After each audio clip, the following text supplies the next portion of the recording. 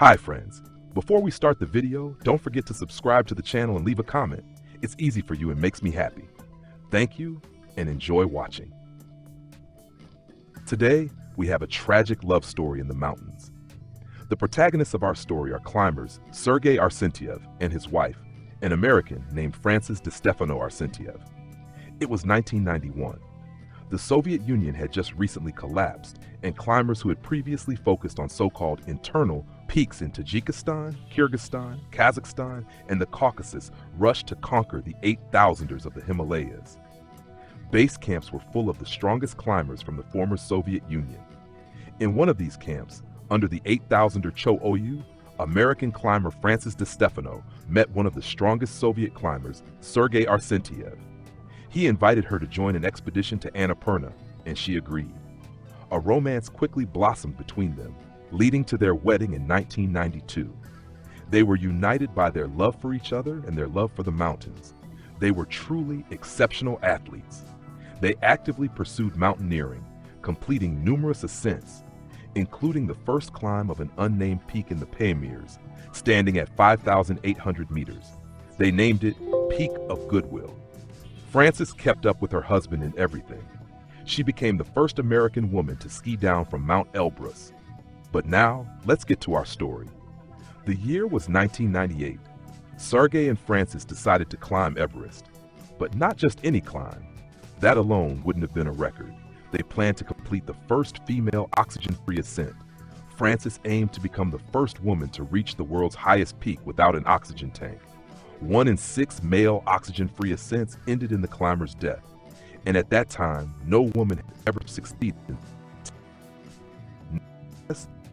19, the climbers had already reached an insane altitude, 8,200 meters, where they set up their summit camp from which they planned to ascend to the peak.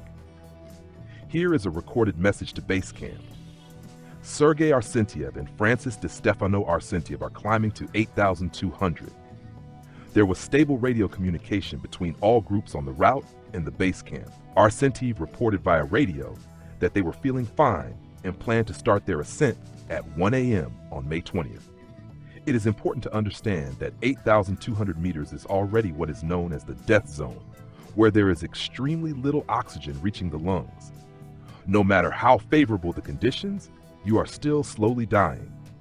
Even if you lie in a tent, in a warm sleeping bag, without moving, the lack of oxygen gradually saps your strength. You cannot physically recover. You are simply moving slowly toward death. That is why climbers refer to altitudes above 8,000 meters as the death zone. Despite this, after a night at 8,200 meters, Sergei and Frances attempted their summit push in the morning. They followed their plan precisely and moved forward with confidence. However, at some point, the batteries in their headlamps froze. The climbers deemed it unsafe to continue their ascent in the dark. They decided to descend back to the camp at 8,200 meters to make another summit attempt later. Here is the message to base camp. After spending the night at 8,200 meters, Sergei Arsenyev and Frances DeStefano Arsenyev attempted to summit. Reaching the rocks of the first step, they were forced to return to their tents. Anatoly Mashnikov, who ascended to 8,200 meters around 3 p.m. for his own summit attempt, saw Sergei and Frances descending from the ridge. The Russian climber, leading a French client on Everest, noticed them making their way down. According to him, Sergei was moving with determination and did not appear exhausted. Frances, on the other hand, was lagging significantly behind. Mashnikov noted that she arrived at the camp 30 minutes after her husband, crawled into the tent, and never came out again. It was evident that the lack of oxygen had already taken a toll on Frances during their first attempt. Sergei Arsenyev reached his tent and immediately went to Mashnikov's, which was about 70 meters away. He explained that they had only started their climb at 6:30 a.m. instead of 1 a.m. as planned. For unknown reasons, all their batteries had died. Frances had brought 2 spare headlamps, yet they failed as well. Mashnikov, a close friend of Sergei's and an experienced commercial climber guiding a French client, gave Sergei fresh batteries and suggested they attempt the ascent together the next day. That's exactly what they did. The following morning, Arsentiev, Francis, Mashnikov, and his French client Roman Gilles set out for the summit. However, after covering just 100 meters, Sergei realized that Francis was moving far too slowly. It was clear that the lack of oxygen was severely affecting her. She had managed to climb only about 50 meters before the group was forced to turn back and return to camp at 8,200 meters. Meanwhile, Mashnikov successfully led his client to the summit and by June 21st was already descending back to the 8,200-meter camp, where Sergei and Francis were still staying. Upon reaching the tents, Mashnikov tried to dissuade them from making another attempt and urged them to descend together the next day. It's important to understand that climbing Everest is an incredibly expensive endeavor, costing tens of thousands of dollars. Almost always, climbers seek sponsors and have obligations toward them. It's not just financially demanding, it's physically exhausting. Climbers prepare for this ascent for years. To suddenly abandon their ambitions, give up on their dream, lose tens of thousands of dollars, disappoint sponsors, and descend empty-handed is a decision very few climbers can make. Thus, on May 22nd, after 3 nights in the death zone without oxygen, they made a third summit attempt. The exact time they left 8,200 meters is unknown, but it was early. Some reports suggest it was between 2 and 3 a.m. Anatoly Shabanov, the leader of the Uzbek expedition, observed them from base camp through a 60x magnification telescope. During a 10 a.m. radio call with Mashnikov, he reported seeing the pair near the first step. By 2 p.m., they were spotted above the rocks of the second step at an altitude of 8,700 meters. Rustam Rajapov, a member of the Uzbek expedition who had started his ascent at 8 a.m., overtook them at 3 p.m. at 8,800 meters. He recalled that Francis was moving extremely slowly and frequently stopping to rest. By the third day without oxygen, her body was completely exhausted. At 4:40 p.m., Rustam Rajapov reached the summit of Everest and began his descent. On the way down, he encountered Sergei and Francis again. He realized that their pace was dangerously slow and they wouldn't make it down before dark. He tried to convince Sergei to turn around and descend with him, pointing out that Francis was slowing down even further. Rajapov even climbed 50 meters back up toward the summit with them, a remarkable act of selflessness for someone who had just completed such a grueling ascent. He tried to persuade them to turn back. However, Sergei assured him that there was no need to worry because they had a supply cache further down between the first and second steps. According to him, it contained an oxygen tank, a tent, and warm clothing. Believing Sergei's words that they had everything necessary for a safe overnight stay, Rajapov left them and continued his descent. But at 8,630 meters, he came across the cache. According to him, it was a small, half-empty backpack and a partially depleted oxygen tank. There was no tent, no warm clothing, nothing that could truly help them survive the night. Nevertheless, Sergei and Francis de Stefano Arsentiev reached the summit of Everest at 6:30 p.m. and began their descent. Francis became the first woman to reach the summit of Everest without supplemental oxygen. But there was no time to celebrate. Darkness was quickly approaching, and they were facing a freezing night at extreme altitude. Most likely, they managed to descend to their cache. However, there was no tent, no sleeping bags, and no sufficient warm clothing. What exactly happened that night remains unknown, but it is clear that spending the night at 8,600 meters must have been horrific. After their fourth night above 8,000 meters, they began their descent in the morning, but whether due to bad weather or sheer exhaustion, they lost sight of each other. Their group became separated. On the morning of May 23rd, a group of Uzbek climbers, Oleg Grigoriev, Andrei Fedorov, Sergei Solov, Svetlana Baskakova, and Marat Usaev, set out for their ascent. At 8,450 meters, they encountered Sergei Arsentiev, who asked them, "Where's my wife? Did she descend?" The climbers answered no. Without saying anything, Arsentiev began descending toward the tents, while the Uzbek team continued their climb. As they ascended, the climbers spotted Francis about 100 meters below where they presumed she had spent the night, at an altitude of 8,550 meters. She was standing, leaning against a rock in a semi-conscious state. She had no harness on, and her safety rope was clipped to the zipper of her jacket. At great risk to their own summit attempt, the Uzbek team immediately started assisting Frances. They contacted base camp and requested medical advice. The doctor recommended giving her several Trental tablets and supplying oxygen at a full flow rate of 4 liters per minute. However, Frances kept pulling off the mask and mumbling something. The Uzbek climbers described her condition. Her legs were non-functional. She was unable to descend on her own. Their assessment: her pupils were dilated, her gaze was unfocused, and her fingers were frostbitten and white. They sat her down and massaged her hands and legs to improve circulation. At 11 a.m., they radioed teams positioned at 7,700 and 7,100 meters. Moshnikov, who was at 7,100, advised them to bring Frances down. By 11:40 a.m., the team leader, Grigoriev, decided that Sokolov, Baskakova, and Yuseyev would continue their ascent, while he and Fedorov would stay with Frances. At 1 p.m., Fedorov also left for the summit, climbing without oxygen because his mask and tank had been left with Frances. Grigoriev remained with Frances until 1:30 p.m., then also set off for the summit. Before leaving, he secured Frances to the fixed ropes and adjusted her oxygen mask. 100 meters above, at 8,630 meters, he came across Arsentiev's cache. Inside, he found a half-empty backpack, an empty oxygen tank, a mask with a regulator, a flashlight, and a flask. The Uzbek team successfully reached the summit and began their descent. They had planned to evacuate Frances on the way down. However, among the 5 of them, they had only 10 oxygen tanks, most of which had already been given to the injured climber. If they stayed too long at such a high altitude without oxygen, the Uzbek team risked never making it off Everest alive. By this point, Fedorov and Yuseyev, who had given their oxygen to her, were struggling on the descent. Despite feeling unwell, they attempted to help the American climber down. They managed to drag her 100 meters lower, but in doing so, the entire group was pushed to the brink of disaster. The team leader decided not to risk more lives and ordered them to descend. Grigoriev stayed behind with Frances. By this time, she was suffering from convulsions.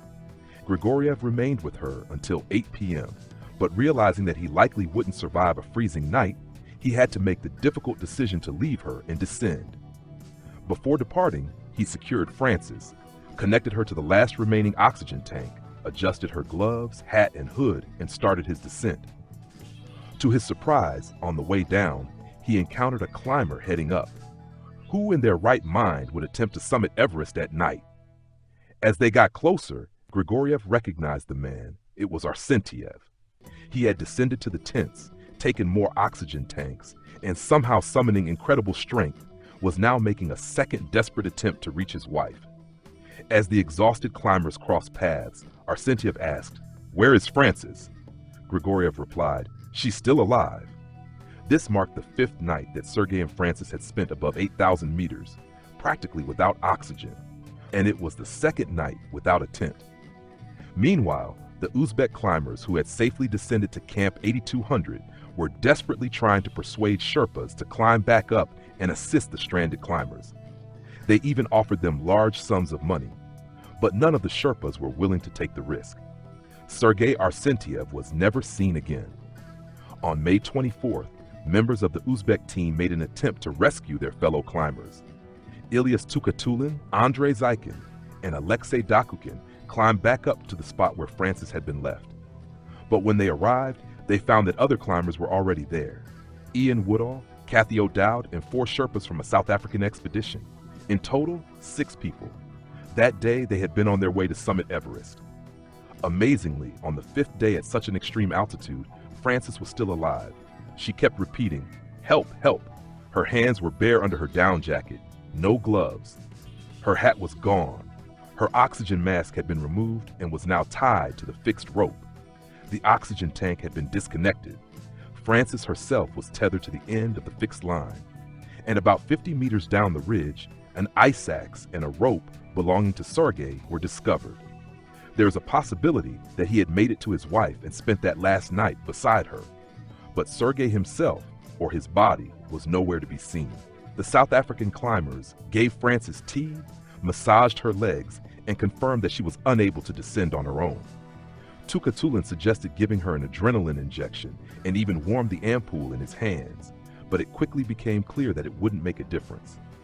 After a brief discussion, the South Africans, without saying a word, turned around and started descending. They abandoned their summit attempt.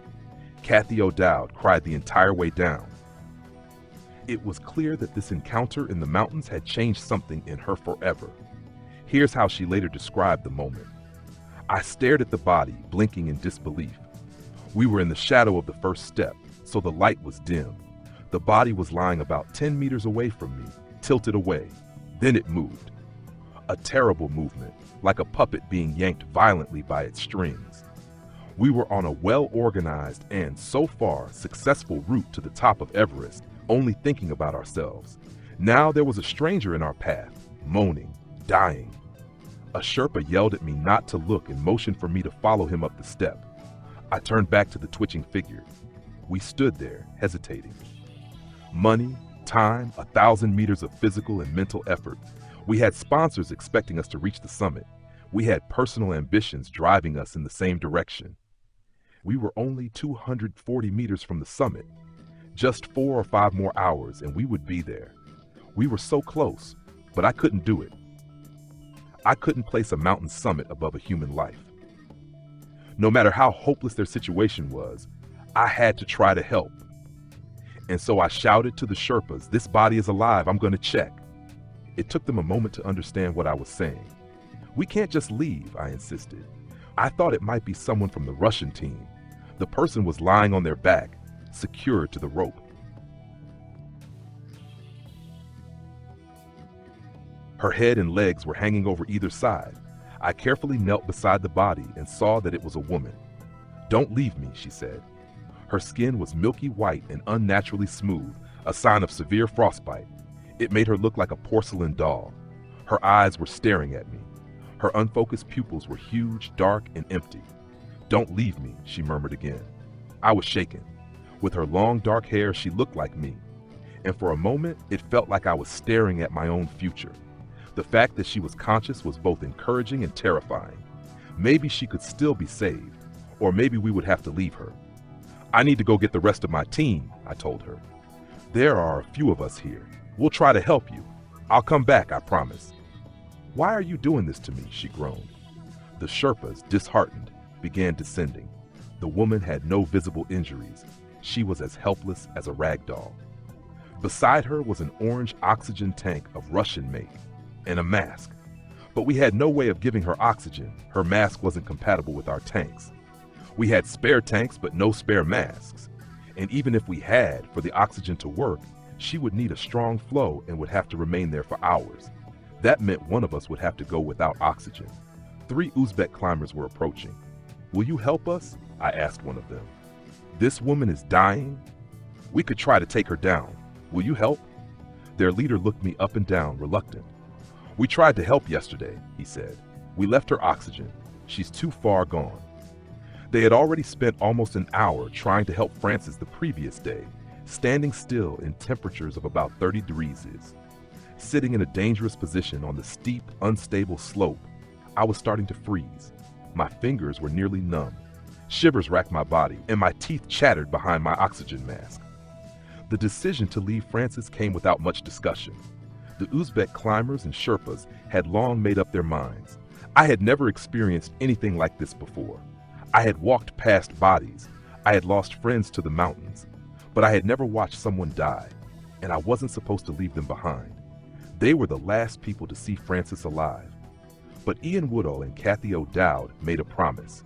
One day, they would return to Everest and give Frances a proper burial. For 8 long years, her body remained on the world's highest mountain. She was not alone. Many climbers remained where life left them. At that altitude, bringing bodies down is nearly impossible. And so Everest's path is littered with them. Grim landmarks, constant reminders that death is always near. Due to the freezing temperatures, their bodies do not decompose. Many are given nicknames. Frances became known as Sleeping Beauty. For years, she remained a landmark for climbers ascending Everest. But Ian Woodall and Kathy O'Dowd kept their promise. In 2007, they organized an expedition to give Frances Arsentiev and an unidentified climber known as Green Boots a proper resting place. Both had become infamous markers of Everest. But bringing her body down was impossible. It was too great a task. Instead, they moved Frances to a less visible spot, covered her with an American flag, and took some of her gear to return to her family. The mystery of her husband, Sergei Arsentiev, had been solved much earlier. Jake Norton, a member of the 1999 expedition searching for the bodies of Mallory and Irvine, had discovered Sergei's body lower down on the mountain. It appeared he had fallen, most likely from the same spot where his wife had been left. It is one of the most tragic stories of love, both for each other and for the mountains, that ultimately became their undoing.